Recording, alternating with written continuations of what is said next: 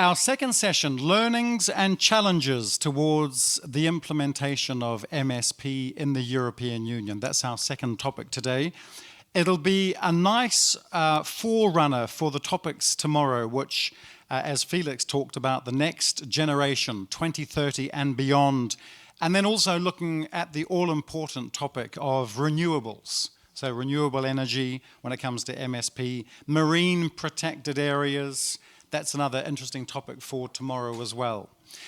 I'd like to call on our panel to join us. So we're going to begin with Joachim Johannesson, Senior Analyst, Swedish Agency for Marine and Water Management, to come to the stage. Welcome, Joachim. Also on today are Barbanti, Research Manager, National Research Council of Italy. I'm okay with the pronunciation so far. Elena Rodriguez, Ocean Policy Officer, Worldwide Fund, European Policy Office, WWF. Great to see you as well. And also Corinne Locher, Head of European Union Unit, of the French Hydrographic Office. Head of the European Union, that would be a great promotion, wouldn't it? Hopefully the salary would match. Probably not. But head of a European Union, of a unit is nonetheless great. So very excited for this discussion to be having with you all now. Don't forget Slido. Don't forget that we're wanting your questions.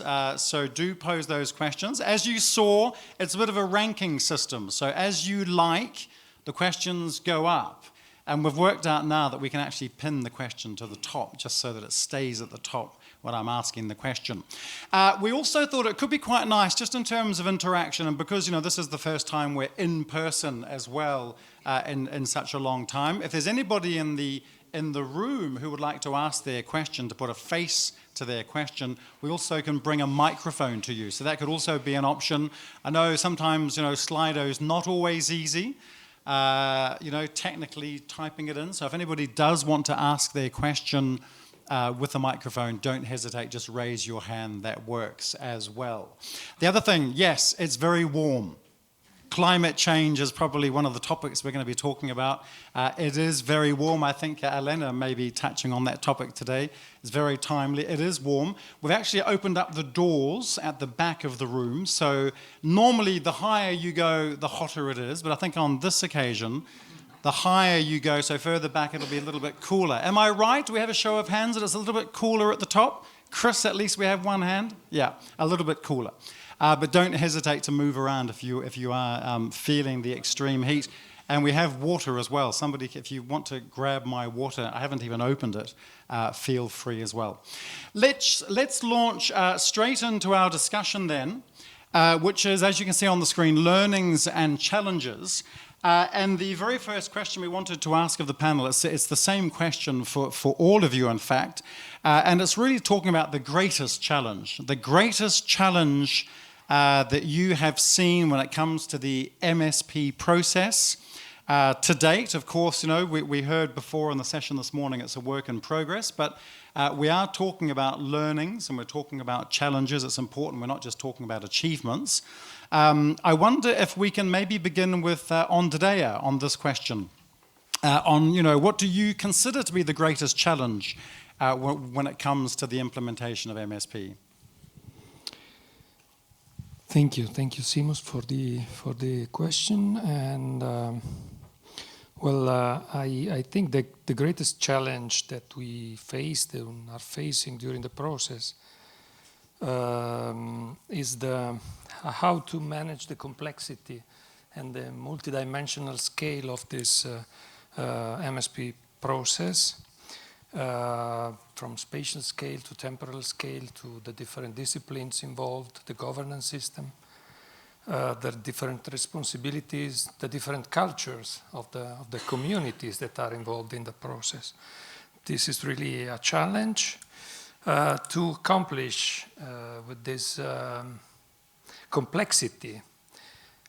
We are learning by doing, and we tried in our national process, which is the main experience I'm referring to develop and design a methodology able to take into account this complexity, which is, as I said, not only and strictly a technical complexity, and trying to consider carefully all the boundary conditions and design a methodology flexible, adaptable, ready to evolve in the near future, during the process and after the first, the process that will bring us to the adoption of the first plan. I would say that the most complex part of the story and of the methodology, in fact, is how to take into account I call it the human dimension of MSP. Considering who's in front of you, who is developing the plan and involved, and the different positions they have and roles in developing the plan, who will benefit from the plan, who will resist, which are the sectors that are resisting, who will use the plan. So taking all this into account, it's to me a big challenge, and is something that we learned to manage during the last years, I think, and hopefully.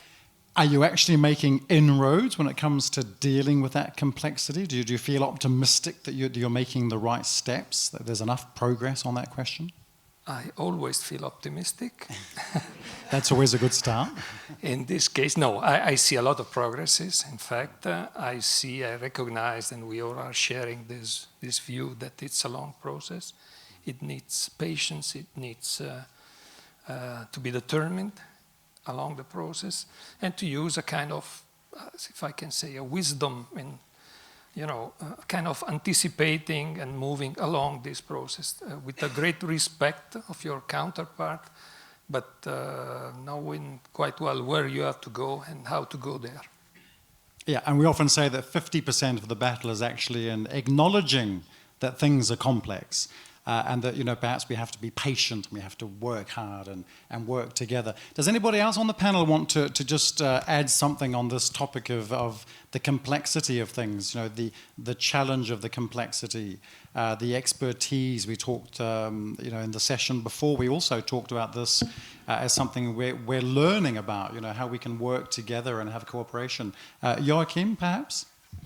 Yeah, actually, I was thinking the same. I totally agree. It's a lot about people. MSP is a lot about people. It's a lot about dialogue. And actually, my first head of section, the person who was in charge of MSP, said this is a long dialogue process where you have to meet a lot of people and to deal with a lot of people and people's minds and people's background and so on. And I have to say, she was right. It took a long time, and I agree to all the previous speakers, you and also in the previous panel, that the process in itself, the sheer size and complexity, that's the biggest challenge, I would say, because you have to act from, in our case in Sweden, we have to act from the very local level, at municipality level, where you find municipality politicians with different views on things, having voters. Then you have to deal with the regional level, where you also find politicians with their voters. And you also have a government structure at regional level, somehow competing with the political level. And then you have the national level, with all these agencies tasked with important issues and stuff like defense and shipping and so on. And then, of course, you have the neighboring countries you also have to deal with somehow and keep them happy. So it's really complex to get these things together, and it takes time. And you also encounter, well, in the beginning you experience some enthusiasm, and over time some get out of the process because they get this fatigue of the issue, and then you get new stakeholders and so on. So it's really a challenge, I would say. And multi-dimensional. I know I spoke to a couple of you talking about the whole multi-dimension aspect. It's also the languages, the different cultures. Lots of things coming into play. Karine, maybe that could be something that we can talk to you about. Your biggest challenge, but maybe just before your biggest challenge, is just talking about that, about this whole issue of complexity, and also the human side, the human face of MSP. And also then your biggest challenge, Karine, that you're facing. I think the microphone will work just when you hold it up to the mouth. Yeah. So Karine. Je vais parler en français. Sans problème. Bienvenue. Bonjour à tous. Merci, Seamus. On peut mettre le casque. Notre complexité, bien entendu, je vais évoquer en tant que service hydrographique l'expertise que nous avons recueillie grâce à la dizaine de projets européens que nous avons auxquels nous avons pu participer, toujours dans le Work Package données, nous avons coordonné. Et puis je peux dire que la donnée, évidemment, c'est l'aliment de réflexion ou l'aliment de base et l'élément de base aussi de la réflexion pour la mise en place des politiques maritimes, pour ensuite leur suivi. Et le principal challenge que nous avons dû affronter, bien entendu, dans tous les pays, a été décider des priorités que nous allions adresser dans la directive, puis ensuite se mettre en chasse des données qui allaient alimenter la politique que le pays allait mettre en place. Donc trouver des données fiables, des données interopérables a été bien entendu la première des actions. Alors pourquoi interopérables? Ça signifie des données qui peuvent se mettre ensemble sur une même carte pour avoir une interprétation commune. Ça peut paraître simple au sein d'un même État, mais ça ne l'est pas toujours. On peut avoir différentes façades sur un État avec différents responsables. Et ça a été un des travaux, un des challenges que les pays, les États membres ont dû affronter. Et puis cette thématique de la donnée était tellement importante que la DG Marais a mis en place un groupe d'experts des États membres sur la donnée qui travaillent à l'heure actuelle sur l'interopérabilité entre pays, puisque c'est particulièrement important, d'une part, au sein de chaque État, d'être en capacité d'avoir notre photographie nationale, et puis ensuite, entre États, d'être en capacité de visualiser les challenges que nous avons en commun. Ce groupe de travail a promu, en plus des autres membres et États membres, le dépôt des plans sur le portail EMODNet, European Marine Observation and Data Network. Cette action n'est pas obligatoire, elle n'est pas demandée dans la directive. Mais au jour d'aujourd'hui, déposer des plans en papier ne nous permet pas d'avoir une vision européenne, ne nous permet pas déjà d'avoir une vision nationale. Et faire l'effort de déposer nos données sur un tel portail, le portail EMODNet, c'est-à-dire remettre nos données de façon lisible, légale, interopérable, interrogeable, que l'on puisse superposer des couches avec celles des autres pays, est une action qui va nous faire grandir dans notre capacité à gérer nos données et puis qui va nous permettre d'être liés aux politiques mondiales promues par l'UNESCO, parce que si nous sommes interopérables entre nous, nous devons être aussi interopérables avec les grands portails mondiaux. Cela aussi nous permettra d'être visibles dans le cadre du Green Deal, puisque le Green Deal va mettre en place une Green Deal Database qui ira chercher ces données dans EMODNet comme dans d'autres portails. Et donc elle pourra récupérer les données de la planification. Le jumeau numérique des océans, dans le cadre du Green Deal, il y a aussi prévu un jumeau numérique de la Terre, Destination Earth, dans lequel il y aura un jumeau numérique des océans. Et ce jumeau numérique n'est pas seulement dédié à accueillir des données océanographiques, hydrographiques ou scientifiques, mais devra aussi permettre la visualisation de l'impact des politiques sur l'évolution des océans et de la Terre. Donc, c'est vraiment ce concept d'avoir un réseau, en fait. On peut utiliser, profiter d'être dans un réseau, en fait, pour profiter des données. Alors, data, en français, on dit souvent data, données aussi. Mais comment on peut identifier les données utiles? Comment on peut identifier ce qu'on peut utiliser après collectivement? Parce que c'est ça aussi la question. La directive, dans son article 10, dit qu'il faut utiliser les meilleures données possibles. On l'a évoqué dans le précédent panel. Mais elle nous donne un minimum de thématiques à adresser. Ensuite, les pays peuvent en rajouter. Donc ce minimum de thématiques nous donne un minimum de données à aller rechercher. Ensuite, il faut qu'on travaille ensemble. Comment travailler ensemble? Eh bien, les projets européens nous permettent de le faire pour pouvoir mettre en commun la façon de les présenter, la façon de les nommer, ce qu'on appelle des modèles de données communs. Et c'est ça qui nous permet ensuite, cet effort-là nous permet ensuite d'avoir une photographie globale, européenne et mondiale. Okay, so the great question of data coming up there straight away in this discussion about learnings and challenges. I don't know if anybody else on the panel has something to add on this question of data, the importance of data, sharing of the knowledge, how can we do that? How can we get past some of the sensitive issues about sharing data? Because of course there's also the issue of confidentiality, what we want to share, especially when it comes to different countries. Does anybody else have any comments on data? Joachim, yeah? If I may. Well, data is a kind of ever issue, and I think we will continue to discuss it for the next few years because there is a development to be done, and I agree, the more data we can share, the better it is. The more interoperable they are, the better it is. For us, it has been a lot about confidentiality, about ownership. It's about having the right accuracy and also about coherence between different data sets. So it has been a real challenge, I would say, also. I totally agree. So making sure that things are compatible.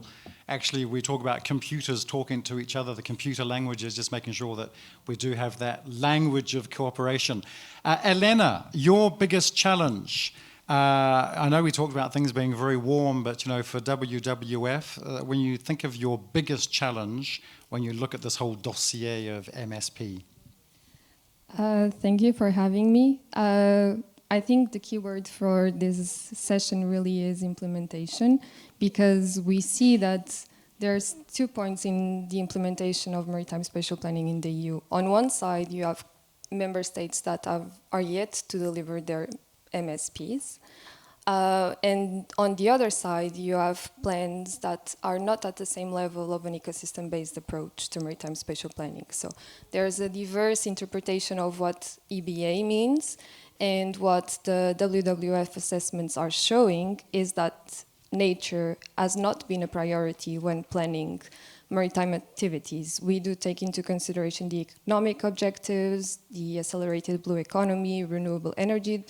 However, when we discuss the extension and the connectivity of marine protected areas, as well as the inclusion of restoration measures and the addressing climate change, indeed, it was me, millennial thinking about climate change, we do see that countries are still lacking on specific measures. And a key point would be how the MSPD and how the MSPs will align with different EU environmental legislations, such as the Birds and Habitats Directive, the Green Deal, which is very recent for the MSPD timeline, as well as the Biodiversity Strategy, the hopefully soon to come nature restoration law. So a lot has to be done in terms of protecting nature and marine habitats. Okay, and we Elena, just on that point, you know, being a stakeholder, and we talked about engagement and participation and cooperation. Do you feel that's very important for your organization to make sure that you're at the table, taking part as a stakeholder as well, because that's important? Stakeholder engagement is a key in the MSP process, and it has to be considered throughout all the phases, not just in the design phase, but in the consultation phase and the implementation phase. What research is showing all the time is that stakeholder engagement actually decreases the opposition to maritime spatial plans, or for example, offshore renewable energy projects. So I think it's very important, and we do have good examples in the Baltic. My Mediterranean colleagues like to talk about stakeholder disengagement because they do not feel heard or seen, and there's always the opportunity to improve stakeholder engagement, because at the end, the ocean is for all of us, and we all have a responsibility to protect it and to contribute to how it is planned. Okay, and Corinne, you had something you wanted to add to what Elena was saying? Oui, je souhaitais répondre à Elena sur l'approche écosystémique, l'écosystème-based approach, liée à la mise en place des plans sur EmoteNet, avec un petit exemple en Méditerranée, celui de l'écosystème à Posidonie. Si l'on regarde entre la France et l'Italie, nous avons des cartographies des Posidonies faites par la région Ligurie. Et puis du côté français, c'est l'État français qui fait des cartographies. Si l'on souhaite avoir une vision intégrée de cet écosystème de façon transnationale, le dialogue se fera par le langage des données. Et donc, Emonet sera un vrai soutien pour nous. C'est vrai qu'aux États-Unis, on parle de EBM. In English, in the United States, we talk a lot about ecosystem-based management. The ecosystem-based approach with MSP, Elena, that's important. And in terms of the definition, what does it actually mean on the ground or on the water, if I use that phrase? So an ecosystem-based approach, as WWF likes to describe it, is a participatory, knowledge-based, forward-looking approach that takes into consideration not only the social and economic aspects, but also the ocean capacity to deal with the human pressures. So when we plan, we have to understand what are the feedback mechanisms, how the ecosystems react to the different human pressures. And for that, it's very important to have 4 categories. So within our work, we've defined 4 categories of what we consider to be a good ecosystem-based approach. So we discuss the inclusion of nature, we discuss the socio-economic aspects, the ocean governance, which has to do with how it aligns with the different policies, and then also the comprehensiveness of the MSP process, whether it involves stakeholders, whether it includes cross-border cooperation. All of these aspects must come together to have a successful maritime spatial plan. Okay, and actually we saw socio-economic come up in a question from the first session. Hopefully we can come back to that in maybe this session or a later session. And that's a nice segue into the research that you're doing, Andrea, because we talk about knowledge-based, the knowledge-based approach. How can we really actually make sure that works in concrete terms when it comes to MSP? So, and it's that question again about cooperation, about expertise, about data. So a knowledge-based approach, Andrea. Again, complexity. No, I don't want to be boring, but knowledge-based MSP means a lot of things. Means the capability of merge together many different disciplines and types of knowledge. Means the capability of merging data, processing data, producing maps, using data to feed decision support tools from I'd say, mapping tools to digital ocean twins outputs. It means a lot of different things. And again, I'd like to bring you back to the human dimension and to my personal experience in engaging my colleagues, marine scientists, in the MSP process, ecologists or experts in marine energy or transportation or benthic habitats, whatever. And I find extremely difficult to engage them because they are brilliant scientists, but they don't quite understand MSP. They think this is, politics. I'm doing science, come on. So I think this is an important part of the story. Of course, the other part of the story is decision makers, policy makers, operators, stakeholders in general, the community of practice, as we call it. But to engage properly scientists, experts from different disciplines in a collective interdisciplinary or transdisciplinary effort is key to me. Is key. But what's the secret recipe to that? Putting the human face on MSP. What do you say to the scientist who's, complex or complicating the issue? How can you add that human element? What I say, I try to convince them in many different ways. This is useful. This is valorizing what you're doing, your science. Come on, it's not. This is the nouvelle vague. This is the way science is progressing. And look what other countries and other scientists are doing. They are starting to write papers on marine policy, which is kind of, hybrid journal. So you have to evolve because this is needed and this is convenient. And this is where the concept science citizen comes into this as well, isn't it? It's engaging with the public, making sure that it's accessible to a larger public. Joachim, this leads on to something that you wanted to talk about, which is how do we make sure that MSP can actually be introduced and actually be seen as a management tool when it comes to just marine management? How can we bring MSP into so that it's not seen as something apart, but it's actually seen as something we can integrate into marine management?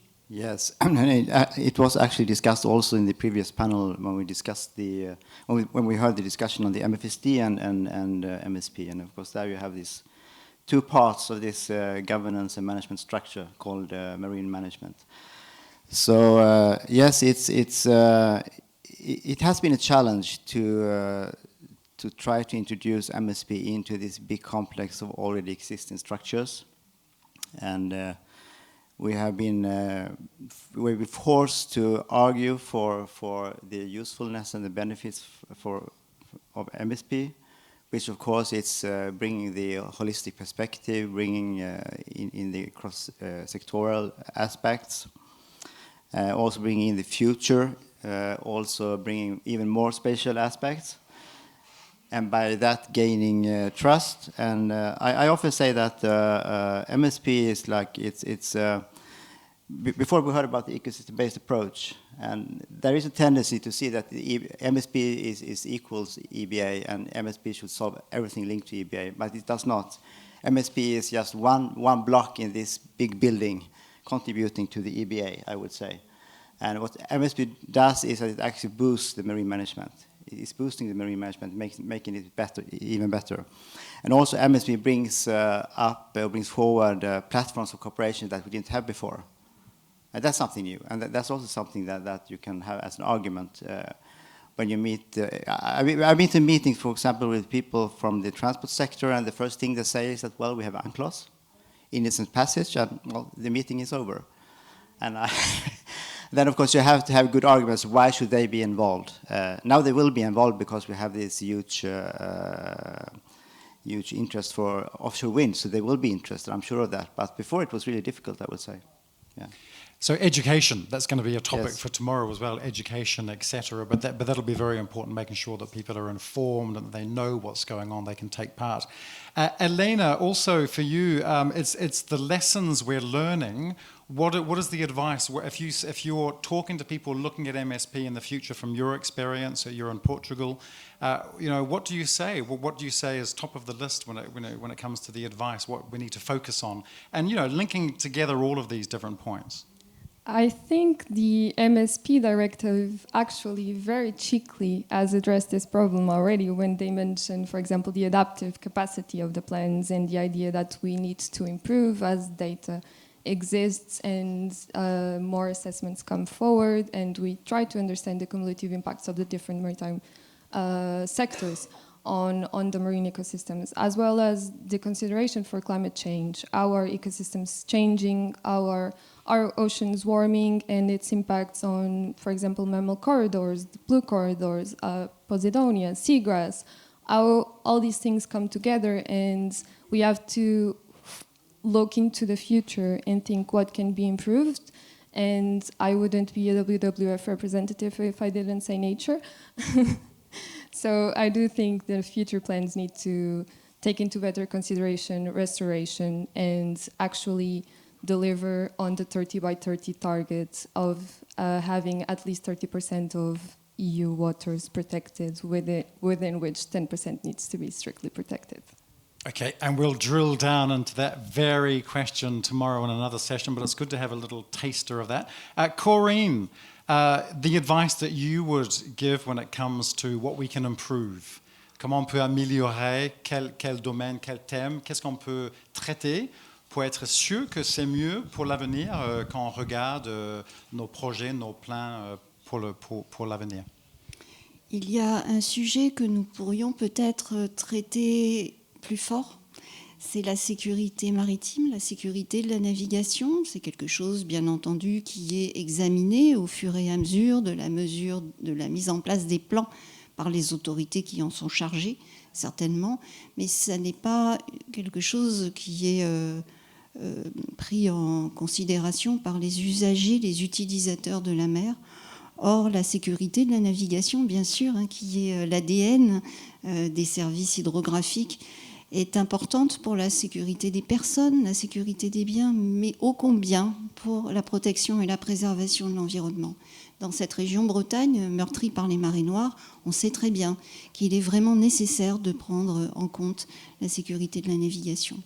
Alors les services hydrographiques ont une petite suggestion, c'est que dans les documents que nous utilisons pour nos réflexions, les drafts, de plans, de futurs plans, on utilise les cartes marines, c'est-à-dire que les outils que nous mettons en place, notamment les portails nationaux, le portail comme Emonnet, nous permet, un petit peu de technique, grâce au flux de données que nous aurons, de les matérialiser sur les cartes marines, ce qui nous permettra de mieux appréhender au niveau national, mais aussi au niveau transnational, les impacts que nous avons quand nous réalisons nos plans. Puisque quand nous réalisons nos plans, nous modifions les circulations, la navigation, et nous ne le considérons que état par état pour l'instant, et nous aurions peut-être besoin d'avoir aussi une vision par bassin maritime. Voilà. La sécurité de la navigation peut être un petit peu plus prise en compte. Okay, that seems important. Thanks very much, Corinne. So the same question to the rest of the panel. Any other areas that we haven't talked about that should be taken into account if we're looking towards the future, what we've learned from the past 10 years or so? Any other themes that we should be focusing on? I know, Elena, you talked about your themes there, but from Andrea or Joachim, any other kind of points that we should be taking into account looking forward? Andrea. Well, I'd like to add a specific example, coming back for a second to the knowledge-based MSP concept you were asking for, with a concrete example that came to my mind listening to our WWF colleague, and is how we are connecting the MSP stream with the MPA streams, the biodiversity strategy targets. And I think this is a very challenging story, absolutely needed, and it's an area, it's a challenge where we definitely need to use the best knowledge we have, and we can involve in this process our marine ecologists, our experts in biodiversity, convincing and showing them that MSP will help them to reach biodiversity targets. We have a new project starting right now that's called MSP for Biodiversity, that is exactly involving that community with planners, MSP planners, to use the MSP process towards biodiversity strategy targets. And if I may, since you're asking what's still very important, what is kind of missing, I'm basically, I'd like to deliver a message on the importance of cooperation. It was already mentioned and discussed in the previous panel.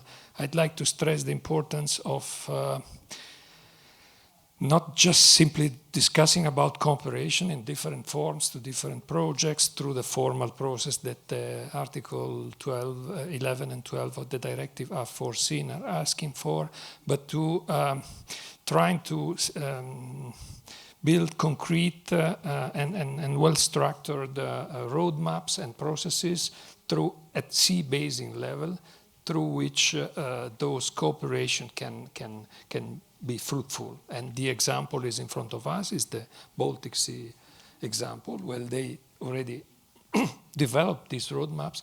So what I expect and hope for the Mediterranean, for example, to be able to build such a structured process in our end community. And for example, the Blue Forum that is going to be realized can be very useful also toward this objective. Okay.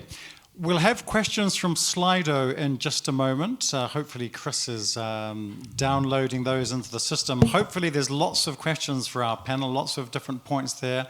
Also for those online, don't forget to ask. And don't forget, if you want to raise your hand, to actually grab the microphone from me to make sure this human element, putting the face actually to the question, that's very relevant as well. But just while we're waiting for Slido to download, it's true that Felix was talking there before about time flying, time flies, what can we do? But it's also this question about the fact that things change so quickly. We see that in the digital world, the digital transformation, it's just phenomenal, the changes. So when we talk about complexity, is there also this danger of the fact that, you know, the complexities are changing as well? The subjects and the themes and what have you, things are changing at a very fast pace. How do we keep up with that? And maybe this is a question when it comes to data as well, Corinne and Andrea.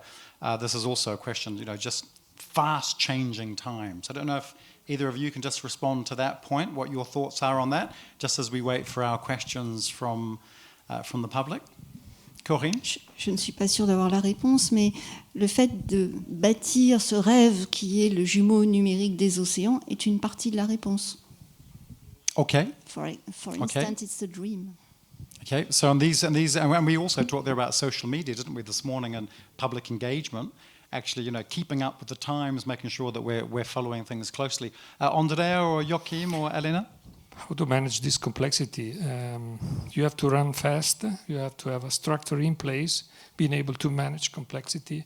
You have to consider the process as a continuous process, as they are doing. As we have seen, they just approved the plan and they are replanning in short term according to the new demands. So this is the way we can manage complexity. Okay, Elena? Yes, I would just like to add that the latest IPCC report shows the science is undeniable. Obviously, we never have enough knowledge, but right now we have enough to act. And we need to act fast if we want to reverse climate change and if we want to commit to the Paris Agreement. So I think it's important that we say, yes, we can continue to research and to investigate and to know more, but we also need to act now. Okay, good point. Joachim? I would say that I mean things are changing very fast, and as you said, we had two decisions the same day. One was the adoption of the plans and a new planning round. But I still think that we need to keep work on our methods and methodologies and so on, because things takes time. So even if the world kind of tumbling around like that, we still have to work on our methods for cumulative assessments and impact assessments and how to assess offshore wind, navigational safety and so on. I think we still have to be a little bit calm in that storm, I think, still. Calm in the storm, that's a great phrase at a conference about the sea. Thank you very much, Joachim. And, you know, speaking about keeping up with the times, I mean, look at this hybrid event we're doing here today with people online, people in person, and a good segue towards Slido. So the questions we have there, 11 likes for this first question. I thought it was going to be about data, but no, a couple more likes for this top question. How to assess the cumulative impacts of the existing and potential activities which are to be planned in accordance with the national MSP. Any national experience in this matter? Important question. It's all linked in. This is also linked to what we were talking about earlier on today as well. Andrea, Joachim?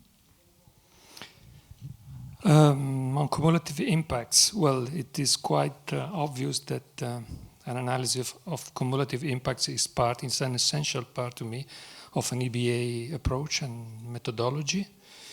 There are several tools available. We've seen Symphony that SWAM used for the Swedish plan. There are other tools around used. We have our own tool.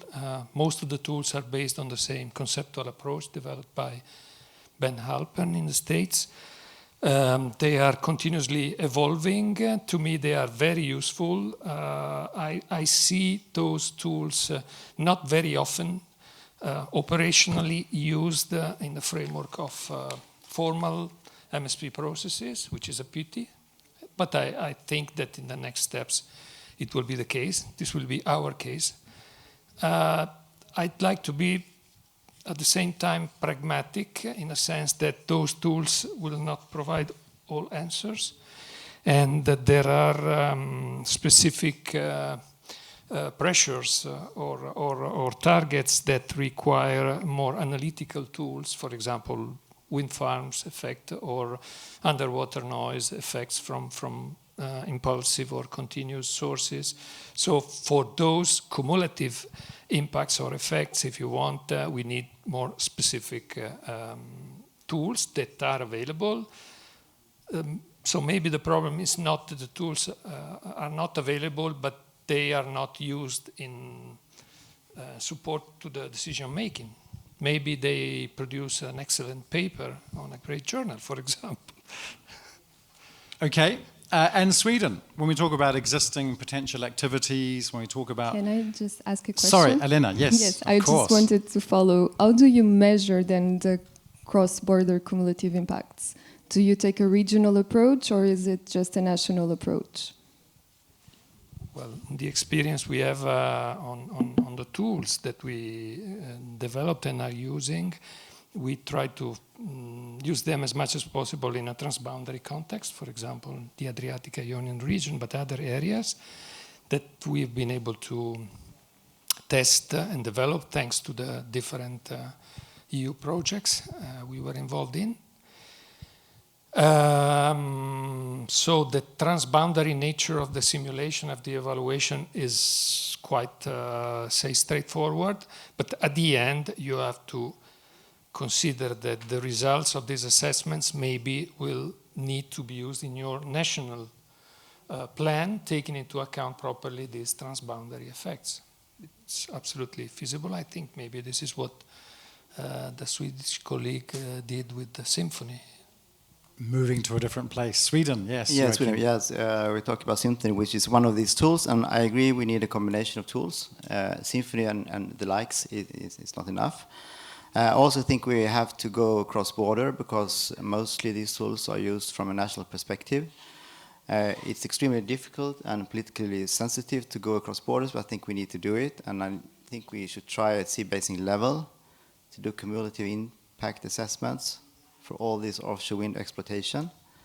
I think we might need that. It's also very sensitive, of course. We can also move towards more harmonized methods, so we can compare our strategic environment assessments, compare them with each other. We've had some activities related to that in our EU-funded projects. Try to see if there are room for harmonization. So I think that there is still some work to be done, actually. And I can really understand this call for more sea basin level cumulative impact assessments. But I think it's a long way to go about it. But at least we have to start to go in that direction, I would say. Okay, good points. This could be a question for Corinne about data, les données. What about the development of norms, donc les standards, si on parle des données, data production, and this is about interoperability. That's a hard word to get out in an afternoon. In particular, when it comes to cross-border, which we've already talked about, sea basin cooperation. Corinne, how would you respond to that question? Cela dépend, c'est un long processus, bien entendu, et cela dépend du type de données. Concernant les données qui sont utilisées par les services hydrographiques, un exemple, l'Organisation hydrographique internationale a 98 États maritimes au monde pour travailler sur les standards pour que vous puissiez lire une carte marine tout au long de votre trajet sur la planète entière. Et là, ça fait 100 ans qu'ils y sont. Donc on va peut-être aller plus rapidement. Concernant Emodnet, un des gros travaux d'Emodnet est de mettre autour de la table les producteurs de données pour qu'ils puissent présenter leurs données de façon interopérable. Emodnet a maintenant 10 ans de travail et nous avons de belles cartes. Donc ce processus est en cours, effectivement, et le groupe de travail sur les données qui a été mis en place par la DG Marais pour la planification des espaces maritimes, c'est un de ses principaux travaux. Okay, and of course we have to make sure that there's not too much complexity when it comes to the norms and the standards. Anybody else on the panel want to react to that question there about having norms and standards when it comes to data? If not, I can see there 10 likes for the next question, which is also interesting because we talked there about, you know, what we've learned and the challenges, but, you know, looking perhaps to the future, and this will come up in the sessions tomorrow, but just in general terms, according to you, what's the long term for MSP? What's going to be the shape of MSP? 10 years as in the directive. Interesting question. I don't know who would like to respond to that straight away. It's a little bit of it's the crystal ball question, isn't it? Where are we headed with this? Don't forget that we can have a question from the audience as well. So if anybody in the room wants to ask a question, we can bring a microphone to you, just raise your hand. But does anybody on the panel want to just respond to this question? You have to be like kind of like a medium when it comes to this. Andrea? No, I'm very curious to see the results of this first cycle or second cycle for countries that are ahead. I think that, as was said this morning, that depending on where we are now, we can better understand and design next steps, because it's unavoidably a step-by-step process. What is clear to me is that well, we have to work on our plans at a closer, say, time scale than 10 years is not, it's too much, but we have to look ahead more than 10 years. For example, climate change is not properly considered in our plans, and as the plans will become more and more operational, we will have to consider properly climate change. And this is just one example. Sure, and I heard a comment from Eve, our friend Eve, yesterday, talking about the future generations and getting people on board now when it comes to the issues and the challenges, making sure that everybody's aware of those, the new generation, so this comes in. It's not a big surprise in 5 or 10 years' time. 10 years, are we looking at 10 years or more, Joachim? What are your thoughts on this? Is it a 2-year, we have to look ahead 2 years, 10 years, 20 years? No, I think we have to, I mean, one thing is the validity of a plan, and the other thing is the vision. And visions, they of course much more longer than 10 years. And I think today we have 2030 as a vision for the sustainability goals, for example.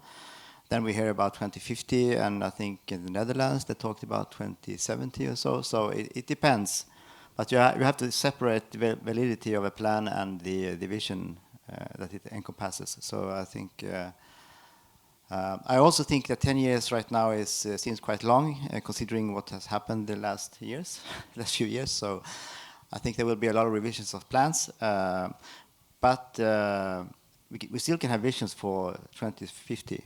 Still, even though the world is changing right now, I think. And working groups like this and a conference like this, maybe every 3 months, maybe every 6 months, I don't know, that's just an idea, moving around the cities, around the place. We see there's a question there, and this is, main barriers for successful MSP implementation. We have touched on this, we're talking about the major challenges, but here a bit more precise, so the linked processes, such as the licensing process, and whether that's optimal or not. I don't know who can respond to that question. Just talking a little bit in more detail about some of those main barriers. I don't know, Elena, you talked a little bit about this, but then the whole licensing process, that's another whole hornet's nest. Elena, your thoughts on this question? I see you're giving me the loaded question. About the licensing process, indeed, I don't understand if the person who has this question is here in the room. Is it about renewable energy projects or something else? If it's about renewable energy projects... Oh, we have the person in the room. Name and shame. Yes, that's great. If Melanie could pass on the microphone, that's great to get some clarification on the question. Hi there, thank you very much. My name is Arthur Amelot. I am a postgraduate student at the University Catholic of Lille. And I would like to ask the following question. So to what extent linking businesses and state or EU actions on very specific area are considered towards helping MSP? For instance, maritime transportation and the automatic identification system, for example, could be with state control could be applied. So, to what extent does that constitute a challenge for future maritime spatial planning? Thank you. Okay, I'm not sure if it's the same question, but it's interesting nonetheless, and it's linked. It's all linked, isn't it? Was that the same question? No, that was another question. Yeah, but it's all linked, isn't it? I mean, it all kind of like blends in. I don't know if the person about the licensing, but Elena, does that make sense to you as well? Could you respond to that question as well? To both loaded questions. This is a live event. So on the licensing process, the majority of maritime spatial plans already include areas for renewable energy projects, and what we see is that we do want to have renewable energy, and we do want to move into a climate neutral and just a future that takes into consideration and supports coastal communities in the transition as well. So that's important, and also stakeholder engagement.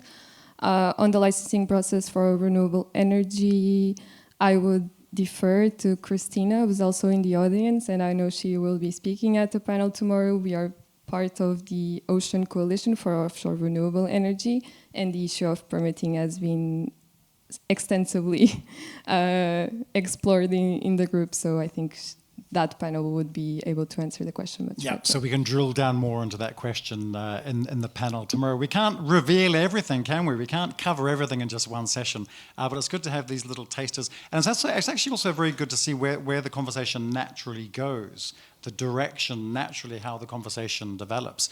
I don't know if there were any, if this resonated with Joachim or Andrea, just these last couple of questions, if you wanted to add anything, Joachim?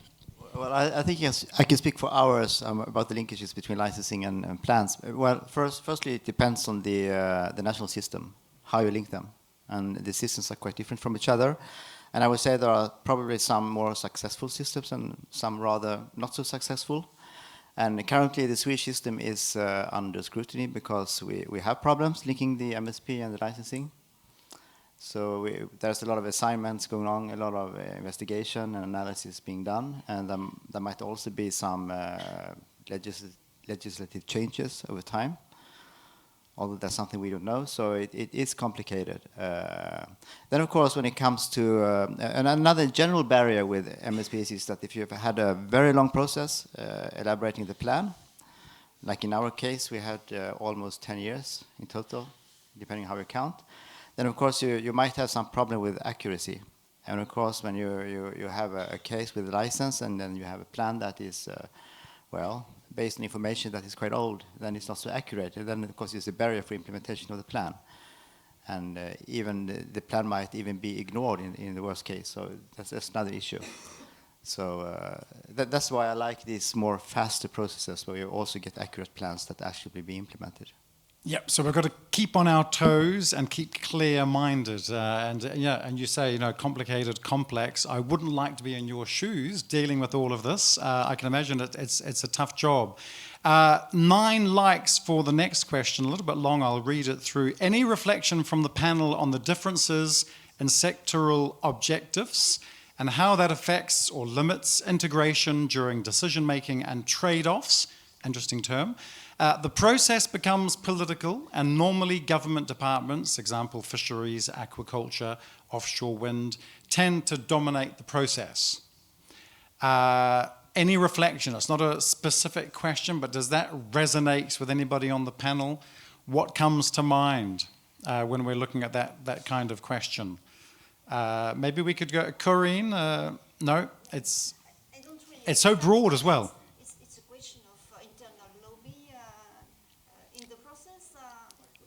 I don't know if the person, I don't know. Oh yeah, if you can, yeah. Sorry, désolé, j'ai du mal à comprendre la question. On dirait qu'il est question de lobby à l'intérieur du processus et de thématiques qui sont supérieures à d'autres thématiques. Enfin, ça n'est pas le processus que nous constatons, puisque nous avons ce que nous appelons des conseils maritimes de façade avec des dialogues ouverts sur les différentes thématiques adressées. Donc, Yeah, so it's that question. I imagine it's about making sure everybody's voice is heard, and that there are obviously different objectives from every stakeholder, and so making sure looking at the process and who's is it actually. Is it equal footing, I suppose? That's the question. Is it the government departments and the politicians dominating the process, or is it an equal access, equal footing for everybody? That's how I would interpret it. I don't know if that's an issue for the panel, if you can reflect on that.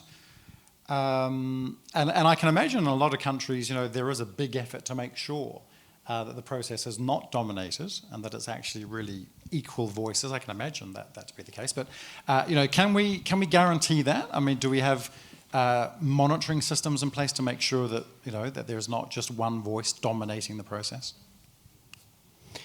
Well, I can try to respond or share some thoughts on this, based again on our experience. But I think this is one of the key issues of MSP in general. There is an history of and several examples where a strong sector dominated the process in a way or another. And so nothing really new. In our case, to our experience, this is the case, of course. You can adopt some countermeasures since you want an explicit, balanced, clear process from the beginning when you declare your objectives to the end when you establish your portfolio of planning measures. How you can do this? Well, again, complexity. To me, it's very important to have proper empowerment. There must be political will, because this is the way you can balance interests in general. Then you have to have in place a good organization, governance system. Our case, where you have this committee where the main 5 ministries that has to do with the sea, let's say sea and coast, and 15 coastal regions, is kind of guaranteeing that all the interests in a vertical and horizontal way are taken into account. And what we are doing through the process is to actually operationally develop this. But this is theory. Then in practice, it's a daily work. Yeah, sometimes easier said than done. But an interesting point, and we can imagine that this is an issue for lots of countries. Elena, you wanted to add something? Yes, I just wanted to say this question is exactly why a transparent stakeholder engagement process is necessary, and to what extent member states are including the discussions that were had, that happened with the different stakeholders, and how that reflects into the final plan is not completely known, and it would be good to improve that aspect, to make the whole process more transparent and understand what the different groups have as an objective and how compromises were made, because sometimes that's not clear. Okay, and the word empowerment we heard from Andrea there as well. Knowledge is power, that's what we say as well in English. Let's go to this other question. Perhaps this is for Corinne, just to be on your guard for this. I don't know if I need to translate this. 11 likes for this question, perhaps a question suited to the French context. Do the challenges for MSP vary significantly? Est-ce qu'il y a beaucoup de différences between closed seas, donc Mediterranean, and open seas, the Atlantic? If so, how are these differences represented in MSP processes and plans? Est-ce qu'il y a une différence? Est-ce qu'on traite les deux différemment? Alors, tout dépend de l'échelle. La Méditerranée est une mer fermée, certes, mais dans le cas de la France, nous n'avons pas les effets. On pourrait plutôt évoquer le cas de l'Adriatique avec nos collègues de l'Italie. En France, les façades ont été traitées les façades méditerranéennes, atlantiques et Manche, aussi mer du Nord, ont été traitées de la même façon. Si vous changez d'échelle, on pourrait imaginer qu'en Méditerranée, effectivement, la planification des espaces maritimes en transnational va comprendre les pays de la rive sud de la Méditerranée. Et là, on change d'échelle, effectivement. Mais pour l'instant, notre processus, qu'il soit en Méditerranée, en Atlantique ou en Manche-Mer du Nord, a été le même. And actually, in terms of the challenges, that's the question. It's really about the challenges. Are we identifying challenges that are actually very particular for seas such as Mediterranean or like the Atlantic? In terms of the challenges, are we identifying challenges or are we treating the challenges differently for each category? Il y a des particularités. En mer Méditerranée, il n'y a pas de marée. Il y a des activités maritimes légèrement différentes que sur les façades atlantiques et Manche-Mer du Nord. Donc les thématiques ont pu être, les priorités ont pu être différentes à cause de ces caractéristiques, mais ça n'était pas dans le processus administratif. C'était dans les priorités qui étaient représentées différemment. Okay, I think that's one of the things we saw in the previous session also. I think Andrea was mentioning this, one size does not fit all. So we have to think about, the different approaches, having a different action plan, if you like, for the different situations. I don't know if anybody else wanted to respond to that. We could move on to the other question that got 9 votes. This is like a popularity contest, isn't it, in terms of the questions. The communication strategies. I love this question because for me it's all about communication. It's the human face of things. Which communication strategies do you believe are the most appropriate to overcome the challenges of stakeholder engagement in the MSP process? So communicating. Joachim, and after Elena. Yes, well, communication is extremely important, and the first advice would be to have professional communication skills in your team. That's very good, because MSP is a lot about communication. But I would say that for us it was, I would suggest to be transparent, very transparent about your process and what you are doing, and also be very open about not only the good things, but also the difficult things, and also about the conflicts. And by that you build trust. Because then people and organization will trust you because they know you are transparent. Even if they don't like what you do, they at least know what you do. And that's a good step to get confidence and buy-in the long run. Or at least some understanding at the end of the process for why you did your choices. So I would say being transparent and be open about the conflicts and problems, that would be my advice.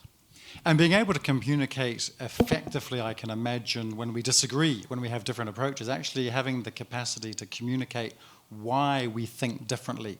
Elena, you wanted to add something to this answer? Yes, so I actually wanted to share a little story from my past.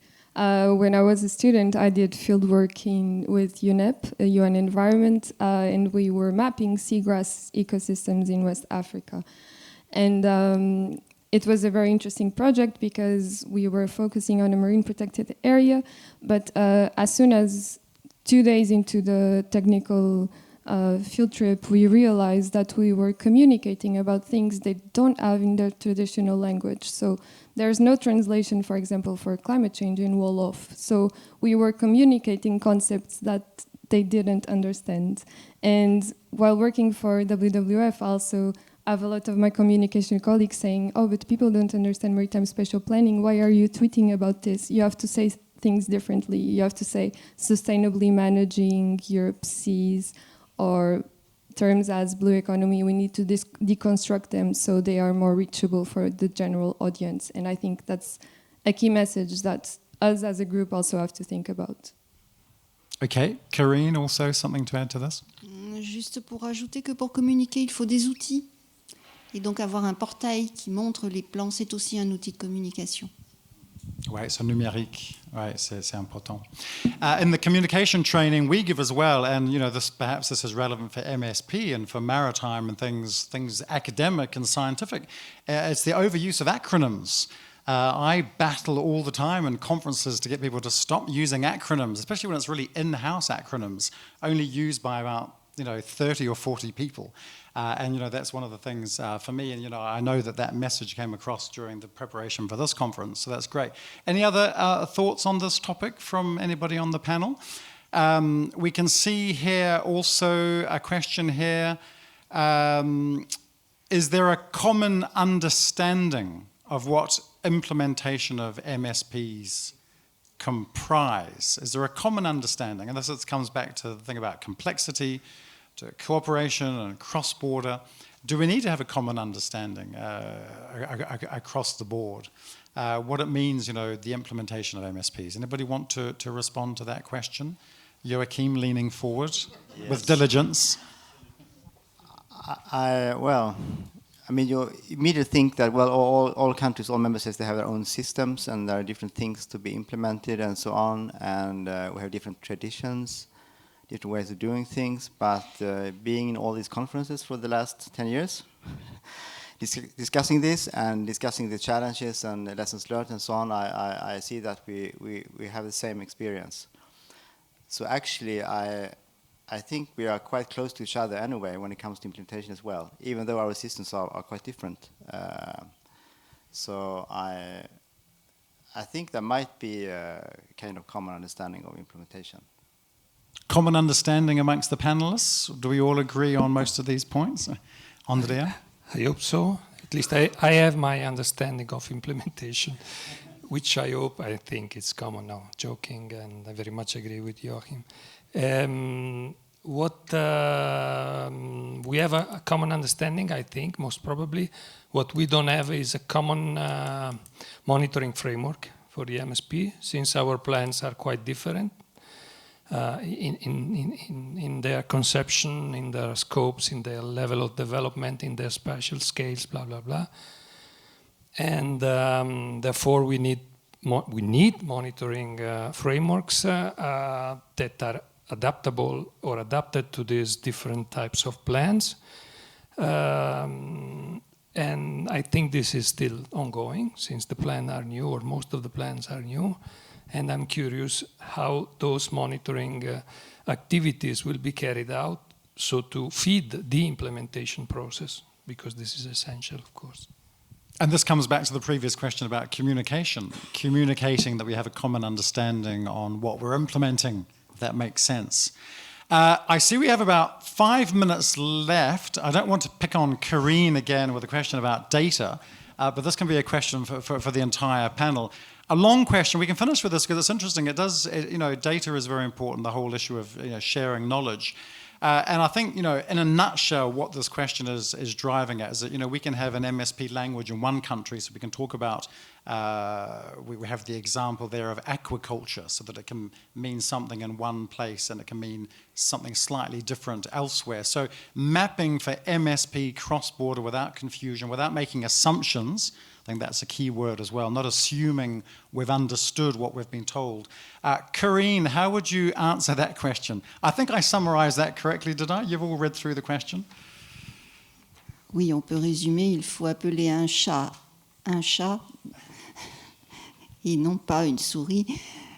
Nous sommes au cœur de l'interopérabilité. Effectivement, c'est le travail qu'il faut faire entre tous les États pour que l'on puisse mettre nos données ensemble. Certaines données sont déjà standardisées, comme on le disait tout à l'heure. Certaines autres vont devoir être travaillées grâce au groupe de travail qui a été mis en place, et puis grâce à Emonet, le portail Activité humaine, qui fait ce travail de mettre en place un processus commun de mise en forme des données pour pouvoir les représenter. Donc ce sont les métadonnées, ce sont les modèles de données, et c'est un travail qui est à faire, mais sur les différents portails d'Emonet, c'est ce qui a été fait depuis une dizaine d'années. Donc oui, c'est un travail, oui, c'est long, et c'est indispensable. And that links into the other question we have just after that, which is, relating to public awareness and the interest. So what data, what services, can we use to make sure that there is that engagement in the process, special efforts to address non-expert understanding. That's perhaps also important, so we're not just talking amongst experts. But you answered that. Anybody else wanted to talk about this point, or both of these questions are actually very relevant? Joachim? About the first question, this is also about this output data, the adopted plans. And there are systems for that developed for Emonet and as well as within the Baltic Sea region through the base maps, where we categorize the different users and so on. It's tricky, but it's feasible. Okay. We're coming to the end of the session. We said this was interactive. We said this was about, making sure we have the human face, that you're all taking part. So we wanted to do another Slido cloud. So what I want is one word or a buzzword or a buzz phrase. What do you take away from the 2 sessions today? What key words describe your takeaway from today? What really stood out for you? What resonated with you? Was it a word that Elena used, or Corinne in French, or was it a word that Andrea used? What's your buzz phrase? So far I can see 6 people are taking part. Challenges. Yeah, so that's going to be important. Maturing, that's interesting. So we're talking about, maturing over time. Networking, that's very important. This is what we're doing now. So the coffee breaks and the lunches. Cooperation, that came up a lot, didn't it, in these two sessions? Cooperation, collaboration, complexity, Andrea's favorite word. The human dimension, which we also talked about, Joachim talked about that. Appeler un chat, we call a cat. That's very interesting as well. Thanks for that, Corinne. And it's good to have these word clouds, because it's often what we walk away with from these conferences are visual elements, isn't it? It's little anecdotes and stories, and the story that Elena was sharing with her studies she did, those kind of stories. Stakeholders, in big words there, transparency, engagement, work in progress. I think that was a phrase that I brought in, so thanks very much, 10 points to me. Complicated, working together. We can see some French, it's moving around quite a bit. It's hard to kind of keep my eye on where things are. Nombreux défis, so that's, a number of challenges. Défis, so challenges in English. Collaboration, flexibility, that's a good word, and that's actually going to come up in a session tomorrow, talking about adaptive plans, making sure that we're adapting to our fast-changing times. Ecosystem-based approach. So that's great. We've got lots of participation there. MSP is a long and open dialogue. That's great, and this is exactly what we're doing. So hopefully we'll keep this momentum. Acceptance. I wonder where that word came into things. Just accepting what's going on, accepting what we're hearing. Resolution, changes. Interoperability, that was a great word. Interoperability, that came up in one of the questions. Best practices. And this came up in the question about standards and having norms. Do we want to have best practices? Can we have best practices that go across borders? Lots of these issues. So thank you all very much. A big round of applause from you to you for the word cloud and also for the panel.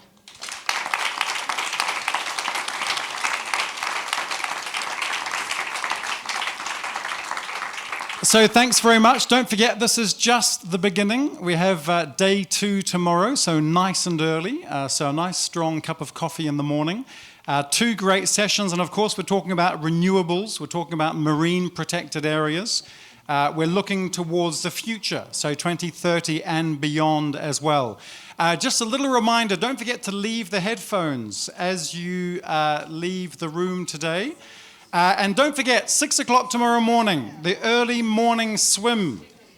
And don't forget, if I'm not there, you can start without me. Thank you very much and have a great evening. Thank you very much.